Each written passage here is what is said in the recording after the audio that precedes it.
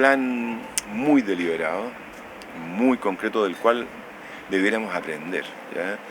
Nos quitaron las aguas de nuestro país. O sea, es medio terrible, pero muy interesante mirar este entramado constitucional y legal que instalaron durante la dictadura, pero como decían por ahí, los militares no tienen el cerebro para hacerlo.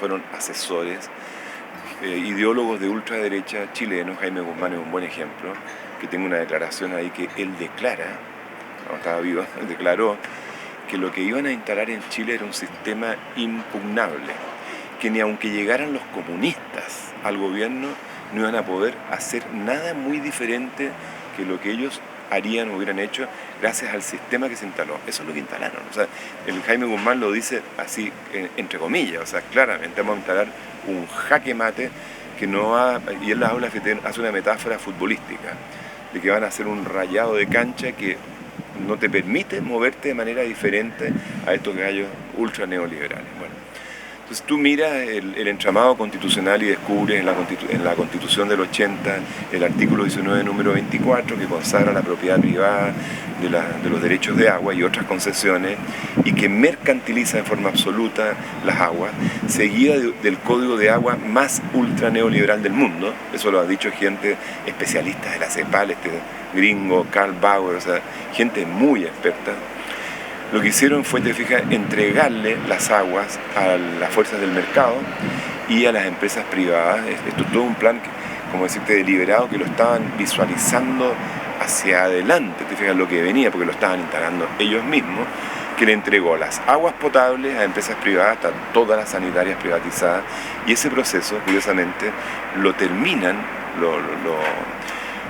le dan los últimos toques el presidente Lago y el presidente Frey, lo que decían hoy día, y después Lago, que terminan de privatizar las sanitarias, o sea, las aguas potables de nuestro país. Perdimos el control del agua que bebemos en nuestro país, con el cual por lo demás también tiramos la cadena, que es una locura.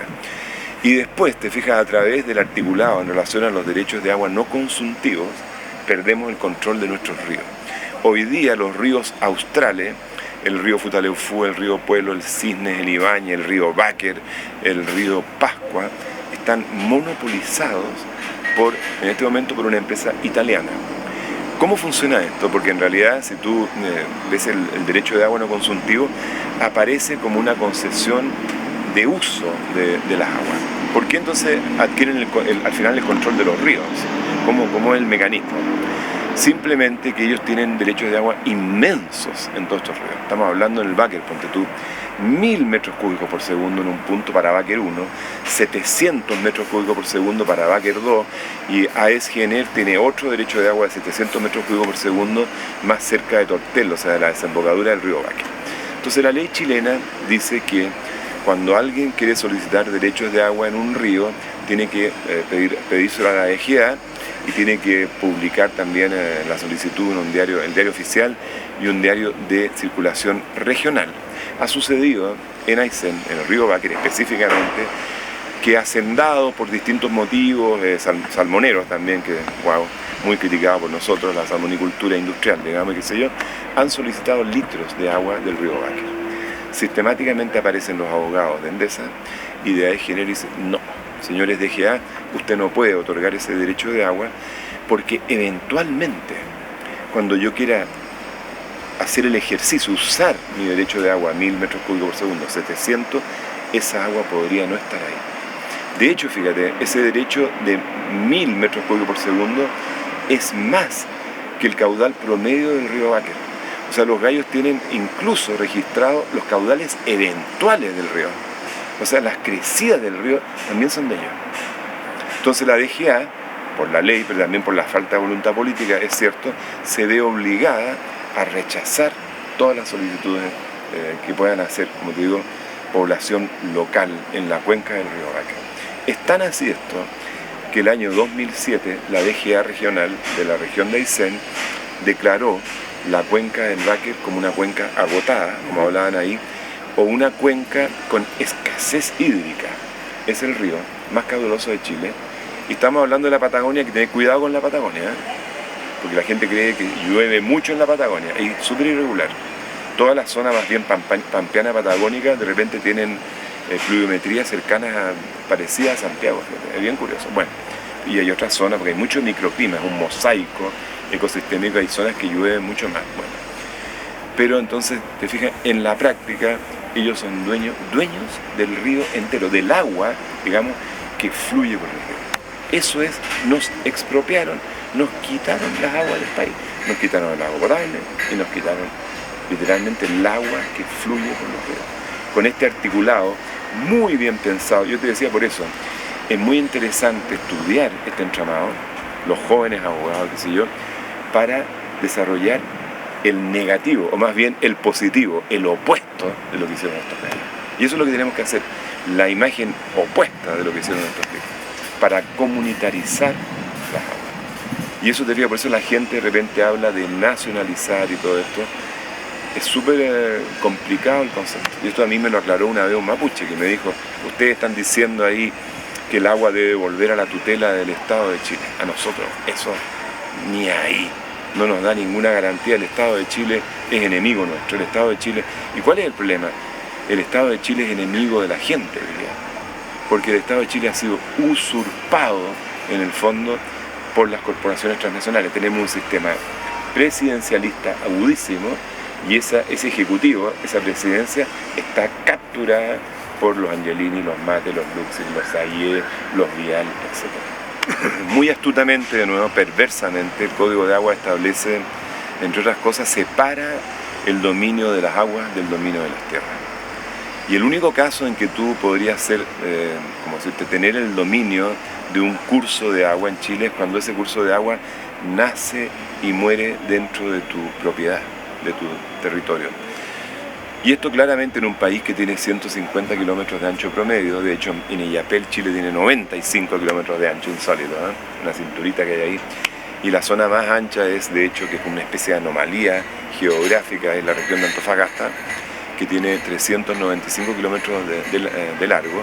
Pero lo que te quiero decir es que es muy raro, te fijas, que tú a través del control, un control territorial, incluso una comunidad mapuche o una comunidad X, o incluso un hacendado, es muy raro que pueda tener, de acuerdo al Código de Agua, el dominio de un río, porque es muy difícil en Chile que un río nazca y muera dentro de un predio. En general nacen de la cordillera y mueren en el mar, ¿te fijas? Lo que estoy tratando de subrayar, que esta gente la pensó muy bien. Y te voy a decir otra cosa más. Si tú miras la secuencia, Constitución del 80 con artículo 19, número 24, año 80. Año 81, el Código de Agua que estamos comentando, perverso, aberrante. ¿Qué es lo que viene el año siguiente? En la Ley General de Servicios Eléctricos de 1982. ¿Y qué es lo que viene el año siguiente? 1983, el Código Minero. Entonces, ¿qué es lo que tú puedes ver claramente? Que este recambio de todo nuestro sistema jurídico, Constitución y todas las leyes, lo que pretendía y lo que logró hasta el minuto es la captura del nexo agua, energía, minería. Entonces, si lo ves en la secuencia de leyes, está la Constitución con el artículo 1994, año siguiente el Código de Agua con estas características, año siguiente la Ley General de Servicios Eléctricos y el año siguiente el Código Minero. O sea, ¿por qué esta captura de agua, energía, minería? ¿Por qué está el agua relacionado a la energía? Porque estos gallos tenían la visión además retrógrada, ignorante, de que la única fuente de energía en Chile eran los ríos. Por eso que Frey y Jurasek y estos tipos de Pablo Larraza han dicho esa frase que es realmente monstruosa, muestra una ignorancia, una insensibilidad increíble. El agua es el petróleo de Chile. Esos hueones deberían tomarse un vaso de petróleo cuando tengan sed, a ver qué es lo que les pasa, ¿no? O tratar de regar cultivos con petróleo. O sea, es realmente una frase monstruosa. El petróleo es muy interesante. Mira el mundo rarísimo que se ha hecho en base al petróleo, pero te quiero decir, pero el petróleo no es agua y el agua no es petróleo. El agua es la matriz de la vida. El petróleo es un combustible, es otra cosa, interesante, pero es otra cosa.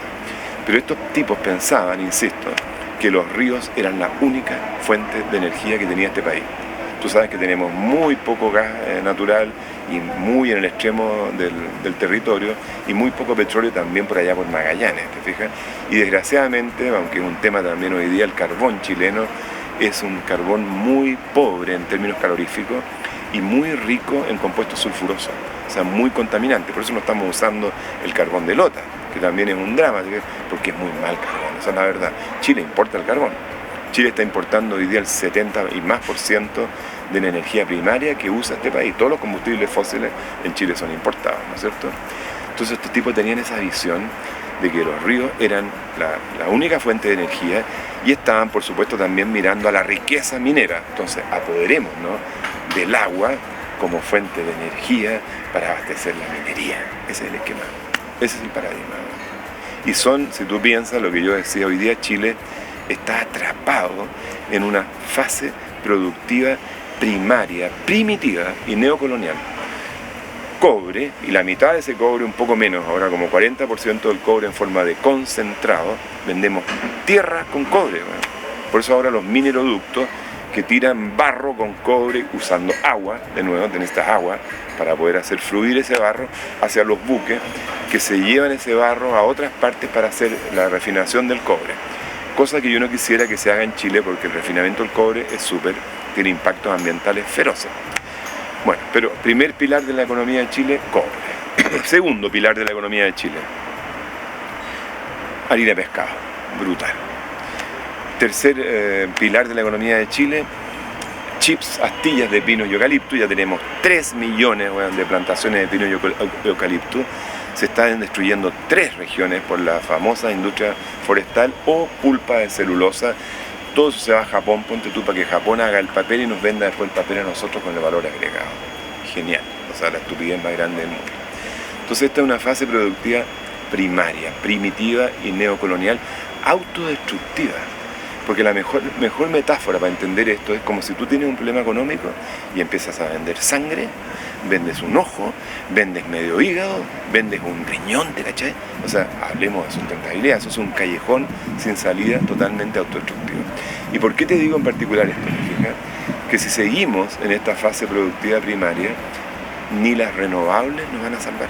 Las así llamadas renovables, si seguimos con este paradigma, con este modelo de desarrollo, las energías renovables no convencionales incluso se pueden transformar en nuestra próxima pesadilla, que va a cubrir el territorio de Chile con aspas eólicas gigantes de 150 metros de altura, metiendo ruido, vibraciones, matando insectos, matando pájaros, ¿cachai? Cambiando la vorticidad del aire, generando efectos de cambio climático a nivel de microcuencas, etc.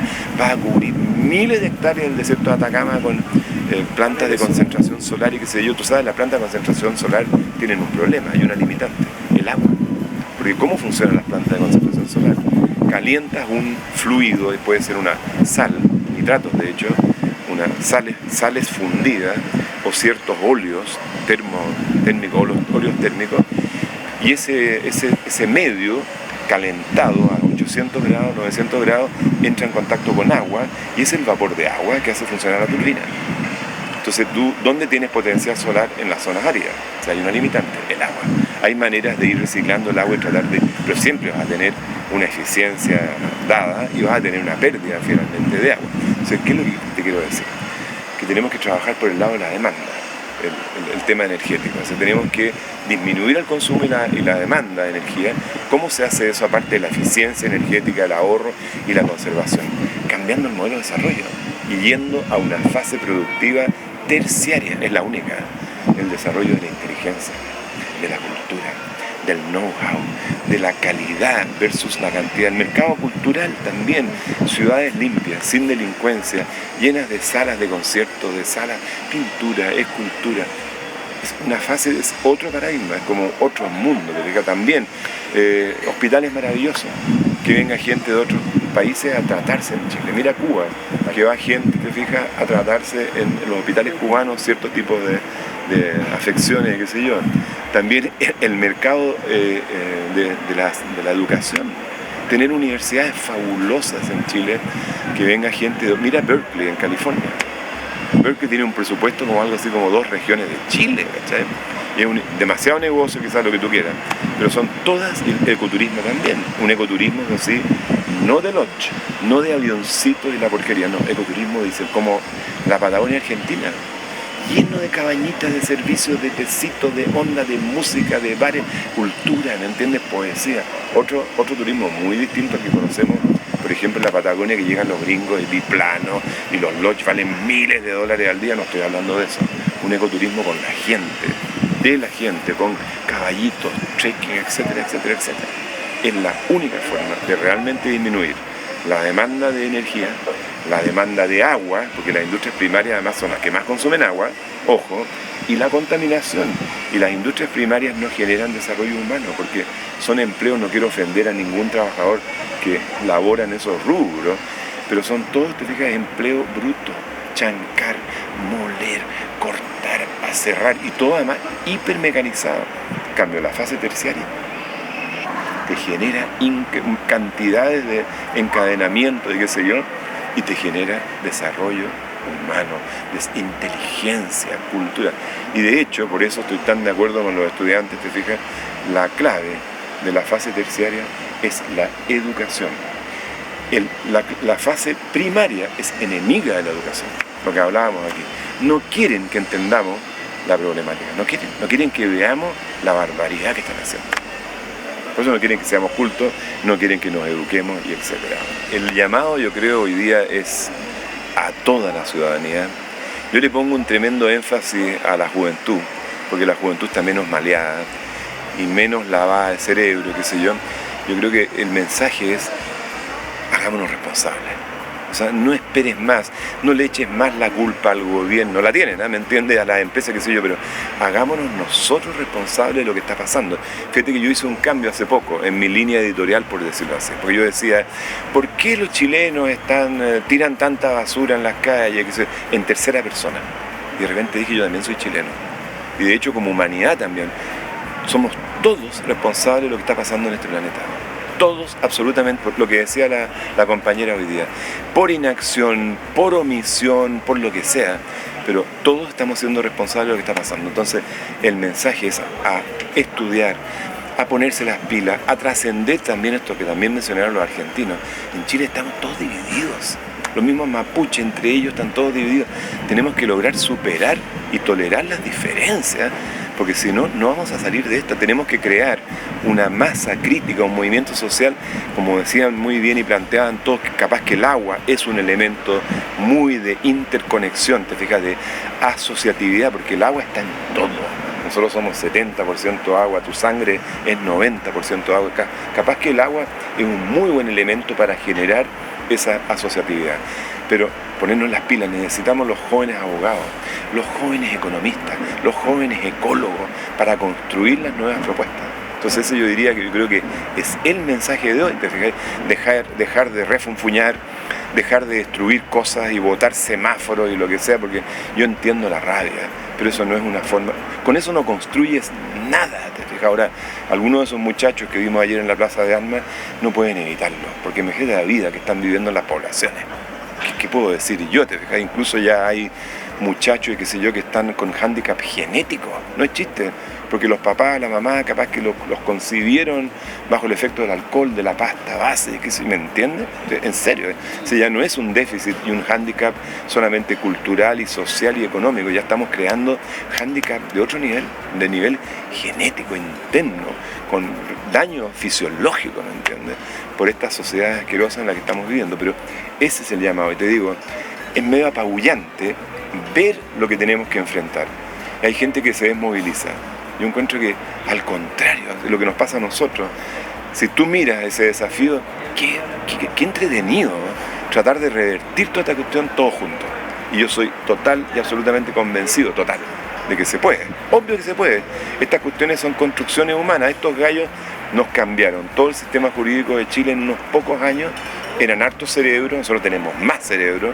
Estos eran los consultores de la CIA y los economistas de la Universidad de Chicago y de la Católica. Hay muchos más cerebros conscientes hoy día que eso. Entonces perfectamente podemos desarmar todo eso, te fijas, y revertirlo. Fíjate, termino con una frase de Edgar Morin, este filósofo francés fantástico, que decía: necesitamos verdades biodegradables, o sea, mortales, o sea, vivientes. Necesitamos constituciones biodegradables, o sea, mortales, o sea, vivientes. Necesitamos leyes biodegradables, o sea, mortales, o sea, vivientes. Necesitamos paradigmas biodegradables, o sea, mortales, o sea, vivientes. Y ahí está la oportunidad siempre, a un micrón de distancia, de crear un mundo totalmente diferente, armonioso, usando todo lo bueno que ha desarrollado también la civilización, los polímeros, los cerámicos, el titanio bien usado, los mismos antibióticos bien usados, no abusados, ¿te fijas? Eso combinado con la sabiduría de los pueblos indígenas, los buenos pueblos indígenas arraigados, porque hay de todo, podemos crear un mundo muy distinto, armonioso, bellísimo. Yo no me puedo ni imaginar con los seres humanos usando toda nuestra capacidad mental, porque hoy día estamos usando un 1%, todos unidos, te juro, no me atrevo a imaginar las cosas que podríamos hacer. Y viviendo en armonía con una naturaleza fértil, fecunda, armoniosa, restaurada. Podemos restaurar este planeta y necesitamos urgente restaurarlo. Apoyo, pero encantado, el Pacto Mundial Consciente, con mucha fuerza.